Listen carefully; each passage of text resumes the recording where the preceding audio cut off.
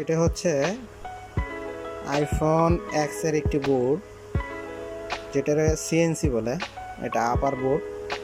আপনার ব্যবহৃত হাতে আইফোনটি যদি ডেট হয়ে যায় কোনো কারণে, পানিতে পড়ে গেছে, তো আপনার জরুরি ডাটা দরকার, তো এটার মাধ্যমেই রিপেয়ার করা হয়। এগুলো বাজারে কিনে পাওয়া যায় অনেক। আপনাদের যাদের এরকম সমস্যা হবে, অবশ্যই আপনারা বুট সোয়াপ করে নিতে পারবেন।